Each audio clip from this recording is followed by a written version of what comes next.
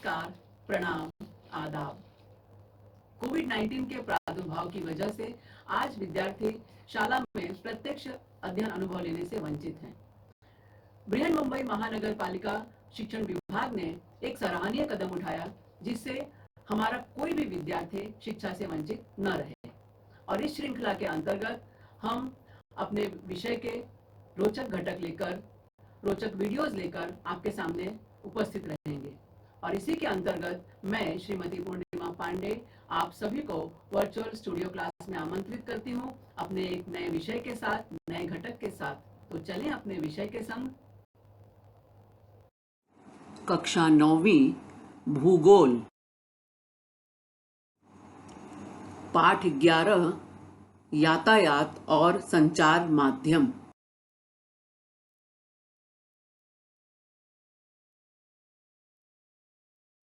सारणी पूर्ण कीजिए। यहाँ सारणी को हमें पूरा करना है। इसमें यातायात मार्ग दिया हुआ है, यातायात के साधन दिए हुए हैं और इनका उपयोग किस लिए होता है ये दिया हुआ है। उदाहरण के लिए पहला खाना पूरा भरा हुआ है। सड़क मार्ग है, यातायात का मार्ग कौन सा है? सड़क मार्ग से हमें यात्रा करनी है। साधन कौन सा है हमारे पास? रिक्शा। और रिक्शा का उपयोग किस लिए होता है? यात्रियों को एक स्थान से दूसरे स्थान तक ले जाने के लिए। ठीक है, अब इसी तरह हमें ये तीनों कॉलम जो है भरने हैं। तो यहाँ पर दूसरा जो दिया है सड़क मार्ग ही फिर से हमें मिला है और इस बार यातायात का साधन है ट्रक। अब ट्रक का उपयोग किस लिए होता है? ट्रक का उपयोग होता है सामान या माल के यातायात के लिए।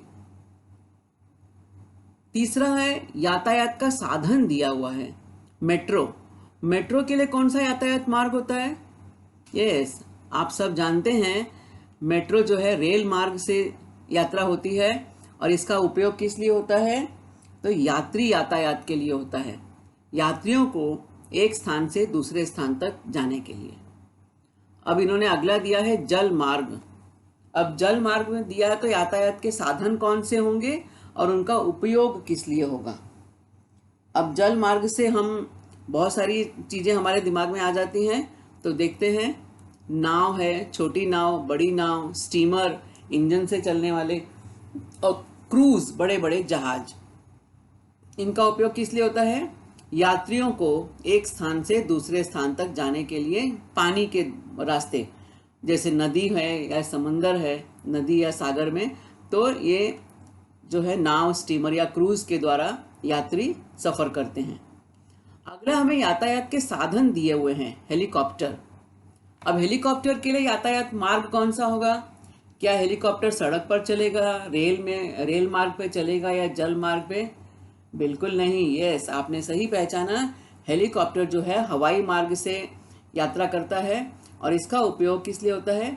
यात्री यातायात के लिए भी होता है और माल यातायात के लिए भी होता है। दुर्गम स्थानों पर सामान पहुंचाने के लिए, जैसे हमारी जो सीमावर्ती प्रदेशों में, पहाड़ी प्रदेशों में हमारी जो सेना के जवान वहाँ रहते हैं, उन तक सामान पहुँचाने के लिए हेलीकॉप्टर का उपयोग होता है। कई बार हमने देखा होगा आपातकालीन स्थितियों में, बाढ़ जैसी परिस्थितियों में फंसे हुए यात्रियों को निकालने के लिए भी हेलीकॉप्टर का सहारा लिया जाता है और सामान पहुँचाने के लिए भी हेलीकॉप्टर का उपयोग किया जाता है। अगला है हवाई मार्ग। अब यहाँ दोनों कॉलम खाली है। अब हेलीकॉप्टर तो हमने देख लिया हवाई मार्ग से, और कौन सा साधन बचा हवाई मार्ग का जो यातायात के लिए हम उपयोग कर रहे हैं? विमान। इसका उपयोग किस लिए होता है? यात्रियों के सफर के लिए और माल, सामान भी एक स्थान से दूसरे स्थान तक ले जाने के लिए। अगला यातायात का साधन है पनडुब्बी। अब पनडुब्बी कहाँ चलेगी? हवा में चलेगी, पानी में चलेगी, सड़क पर चलेगी? कहाँ चलेगी? पनडुब्बी, पानी में डूबी हुई। बिल्कुल सही, ये चलेगी जल मार्ग पर। और इसका उपयोग किस लिए होता है? इसका उपयोग होता है संशोधन करने के लिए, जानकारी प्राप्त करने के लिए। कई बार समुद्र के गहराइयों में उसकी जब यदि कोई खोज करने के लिए खोजी लोगों का दल जाता है तो वहाँ पर पनडुब्बी का इस्तेमाल कर सकते हैं। तो पनडुब्बी का प्रयोग इस तरह से होता है। जासूसी के लिए भी पनडुब्बी का इस्तेमाल होता है।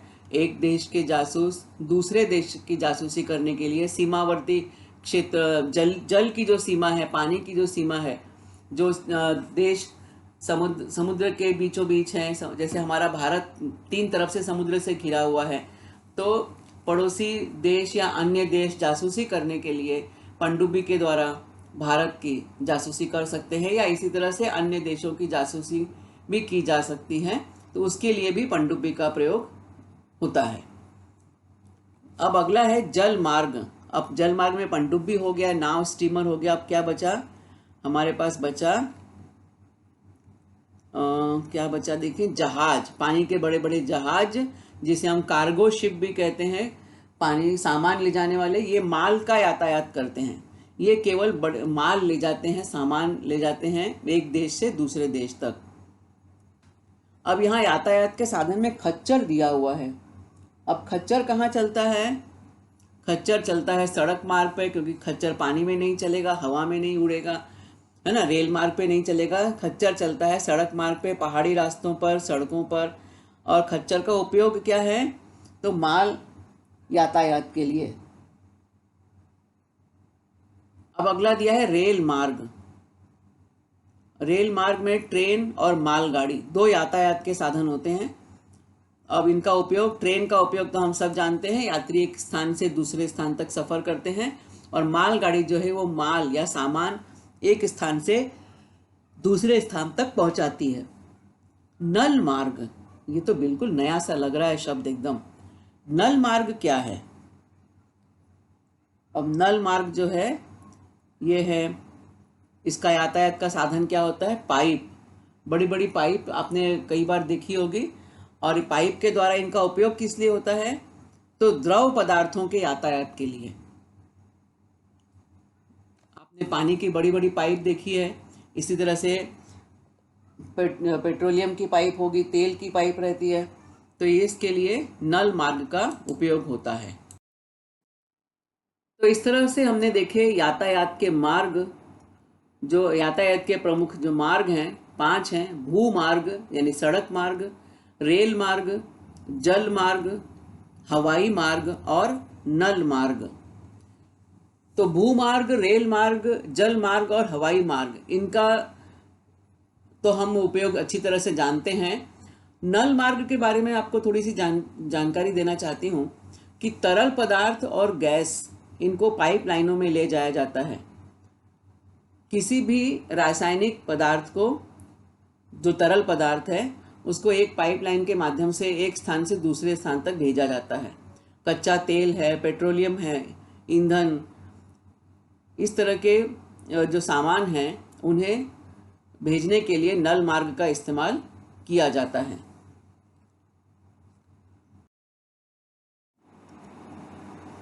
अब आगे हम देखते हैं, कुछ परिस्थितियां दी गई हैं। इन परिस्थितियों में आप कौन से यातायात मार्ग एवं साधनों का प्रयोग कर सकते हैं, उदाहरण सहित स्पष्ट कीजिए।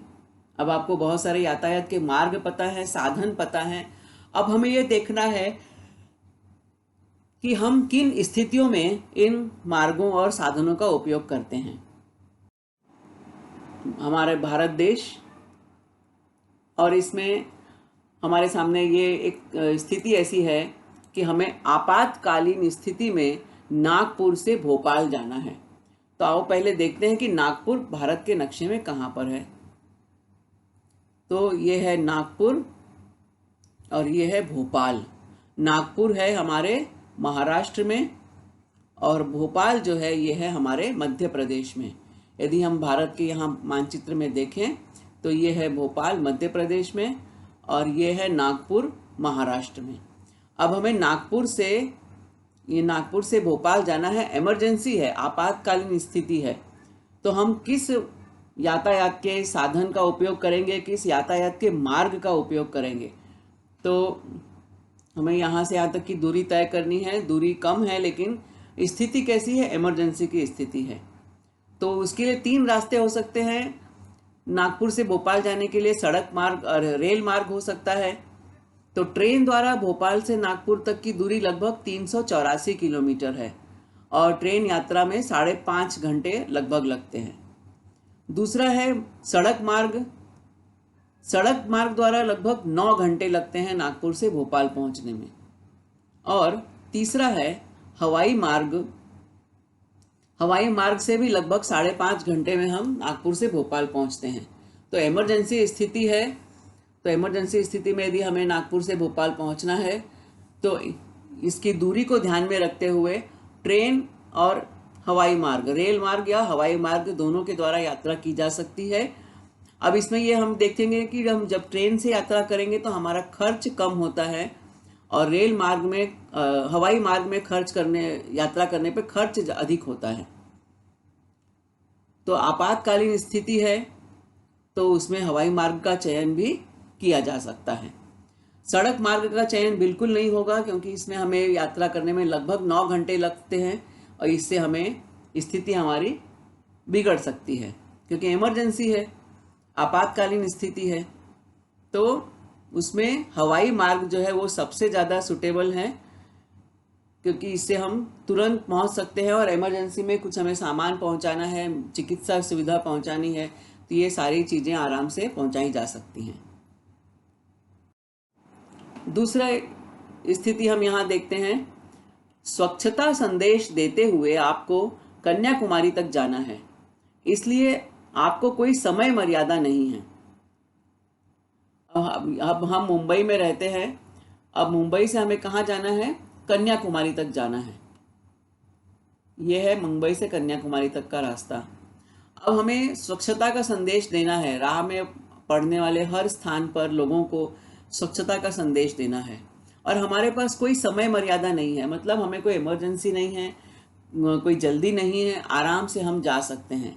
तो जन जन तक संदेश पहुंचाना है तो इसके लिए सबसे आसान और सुलभ जो यातायात मार्ग है वो है सड़क मार्ग और हम उसके लिए बस का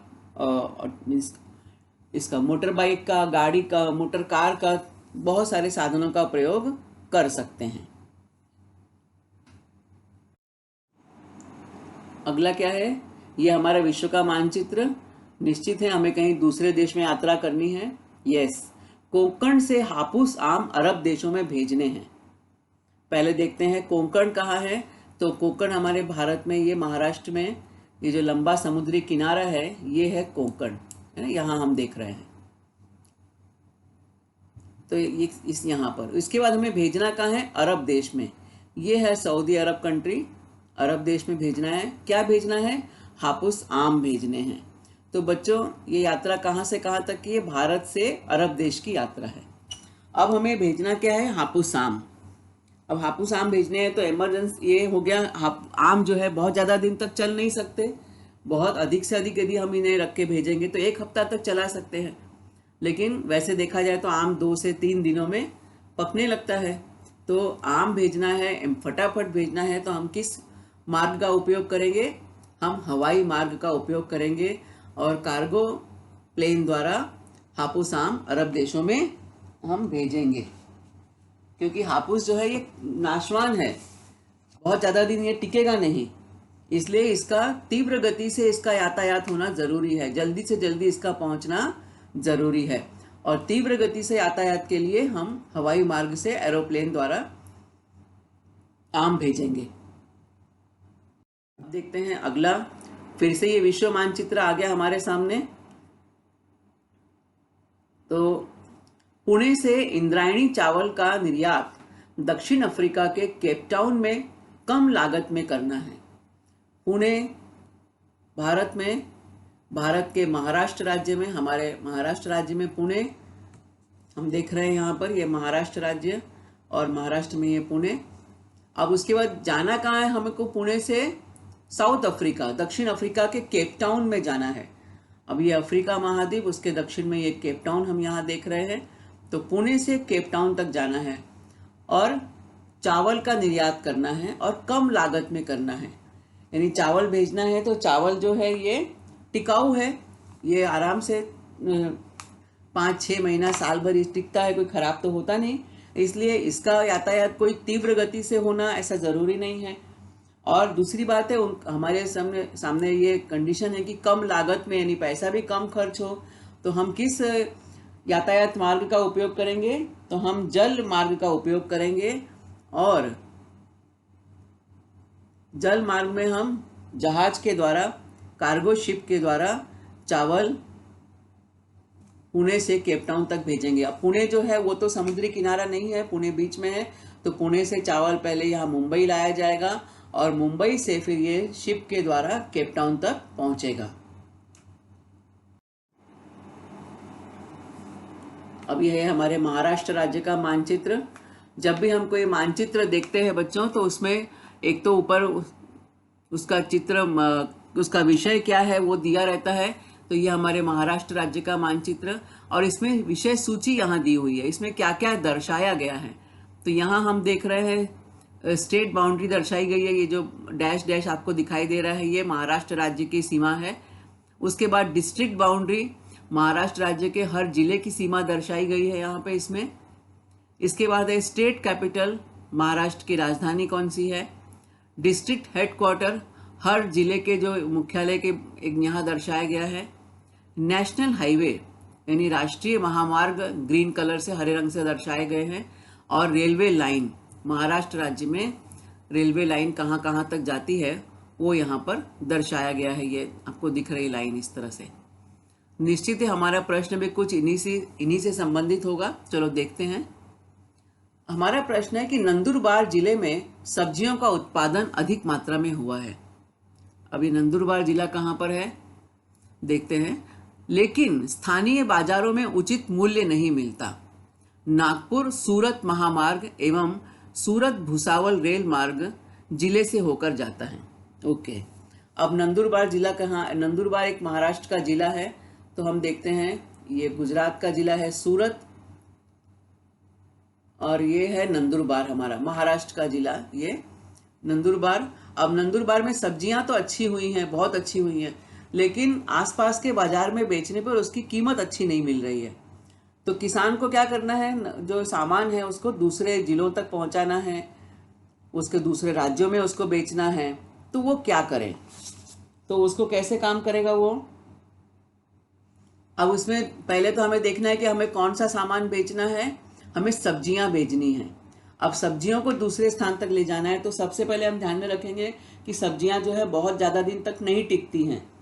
कोई भी सब्जी हो, आलू और प्याज को छोड़ दो तो कोई भी सब्जी हो, चाहे वो टमाटर हो, फ्लावर हो, कैबेज हो, हरी सब्जियां हो, बैगन, करेला, भिंडी, कोई भी सब्जी हो, वो बहुत ज़्यादा दिन तक नहीं टिकती। इसका मतलब यातायात जो है तीव्र गति से होना चाहिए। ठीक है, तो पहला तो मुद्दा हो गया कि यातायात हमें शीघ्रता से करना है। अब यहाँ पर दिया है कि जिले में नागपुर सूरत महामार्ग है, नेशनल हाईवे है, और सूरत भुसावल रेल मार्ग भी जिले से होकर जाता है। तो जिले से होकर जाने वाला जो महामार्ग है ये और रेल मार्ग है, ये जिले के महत्वपूर्ण स्थानों को जोड़ते हैं। तो हम यहाँ पर देखते हैं सूरत भुसावल रेल मार्ग, ये है जलगांव, जलगांव के पास यहाँ भुसावल। अब यहाँ से हम देख रहे हैं भुसावल से लेकर ये सूरत तक यहाँ ट्रेन से लाइन बनी हुई है, यानी रेल मार्ग से यहाँ से जाया जा सकता है। और दूसरा है नागपुर सूरत महामार्ग। अब ये है हमारा नागपुर महामार्ग जो है, रेलवे लाइन तो ये ब्लैक कलर से दर्शाई गई है और महामार्ग जो है वो ग्रीन कलर से दर्शाए गए हैं इसमें, हरे रंग से। अब है नागपुर सूरत महामार्ग, ये है हमारा नागपुर। अब नागपुर से हम देख रहे हैं कि ये महामार्ग जो है यहाँ जा रहा है ये, और ये नंदुरबार जिले से होके गुजर रहा है। देख रहे हैं ना, ये नंदुरबार जिला है, नंदुरबार से होकर ये गुजर रहा है, सूरत तक जा रहा है। तो जो किसान है वो महामार्ग का उपयोग करते हुए या रेल मार्ग का उपयोग करते हुए अपना उत्पादन दूसरे जिलों तक पहुंचा सकता है, सूरत तक पहुंचा सकता है।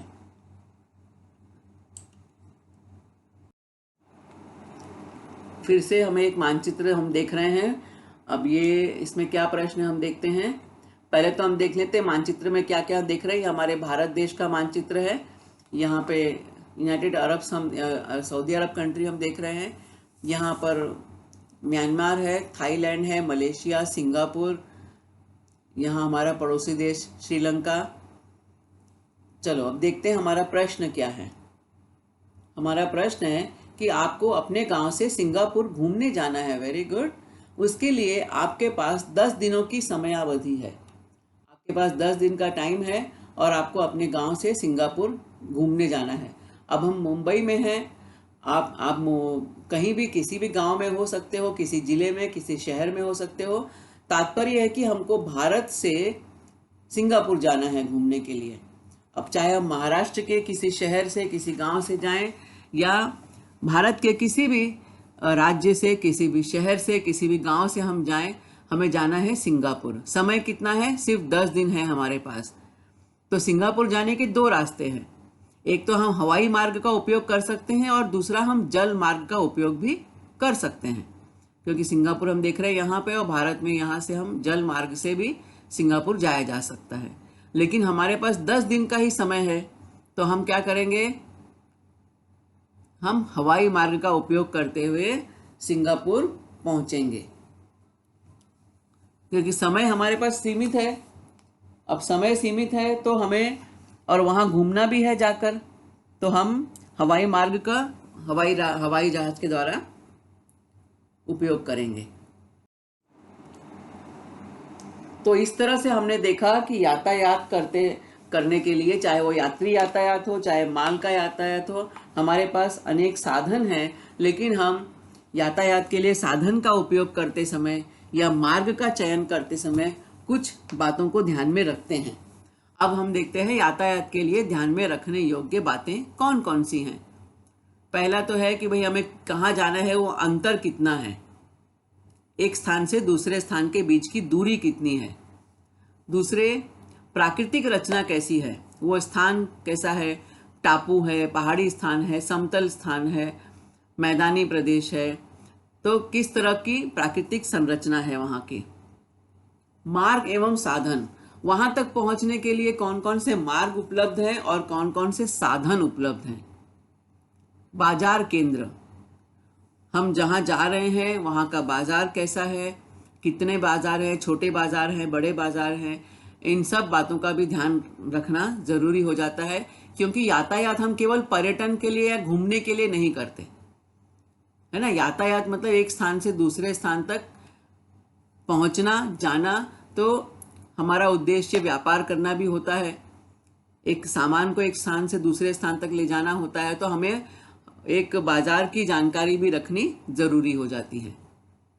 उसके बाद जलवायु, हम जहाँ जा रहे हैं वहाँ की जलवायु कैसी है, तो इसका भी हमें ध्यान रखना बहुत ज़रूरी होता है, क्योंकि सामान जो है उसका हमारे सामान पर जो है जलवायु का प्रभाव पड़ता है। तो सामान विशेष जलवायु में जल्दी खराब हो सकता है। इसके अलावा हम देखते हैं वस्तु कौन सी है, जैसे एक नाशवान वस्तु है, जैसे सब्जियां हैं, फल हैं, फूल है, तो ये सब जो है इसके लिए ये तीव्र यातायात की ज़रूरत होती है, क्योंकि ये वस्तुएं ज़्यादा टिकाऊ नहीं होती। समय, हमें कितना समय लगेगा कहाँ पहुँचने के लिए, तो समय पर भी ध्यान देना ज़रूरी होता है। कितना खर्च होगा, ये बहुत बड़ा मुद्दा होता है कि हमारे पास खर्च करने के लिए हमारी जेब में कितने पैसे हैं, क्योंकि सभी चीज़ें ज़रूरी है, लेकिन सबसे ज़्यादा ज़रूरी है व्यय, पैसा हम कितना खर्च कर सकते हैं। और समयावधि, कितना समय,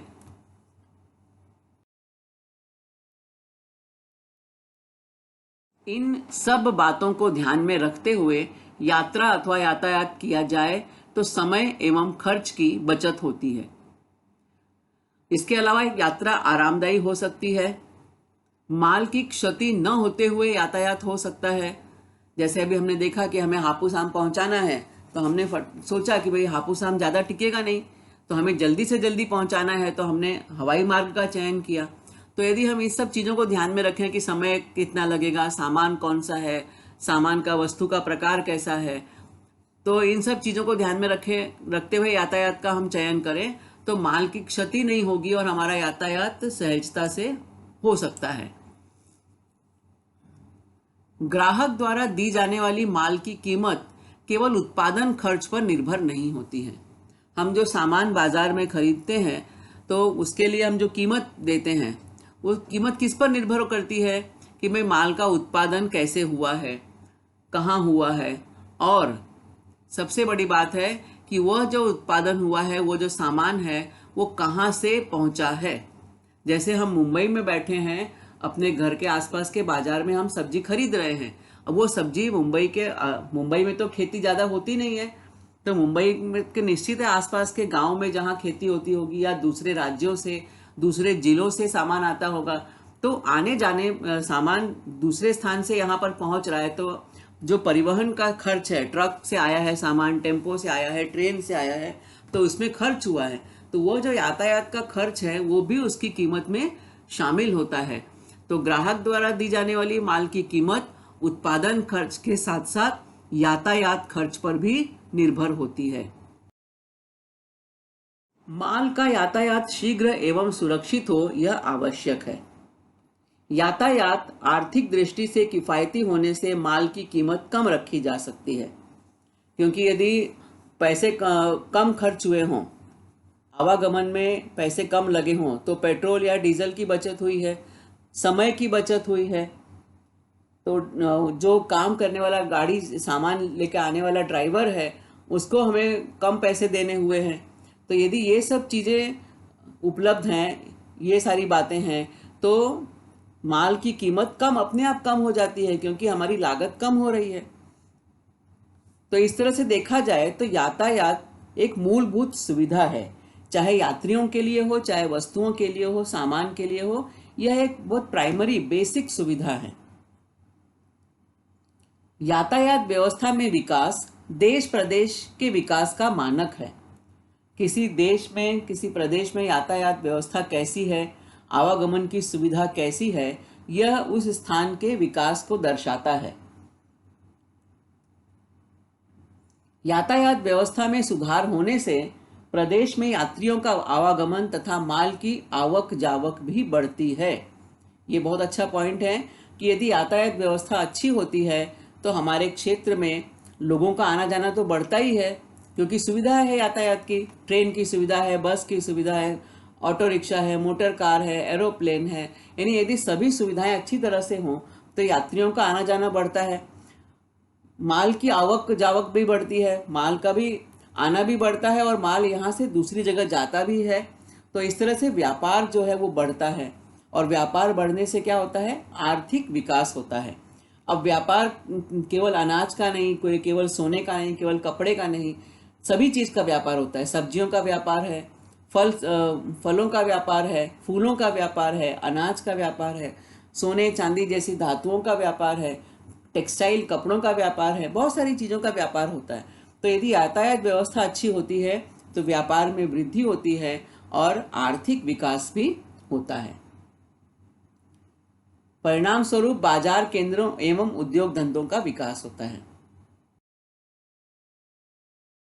यह वीडियो देखा, सुना और समझा। मुझे पूरा विश्वास है कि यह वीडियो आपको पसंद आया है। इसे अधिकाधिक देखें, लाइक करें, सब्सक्राइब करें, अपने साथियों के साथ शेयर भी करें। आपके सुझाव और आपके कमेंट्स नीचे कमेंट बॉक्स में अपेक्षित हैं।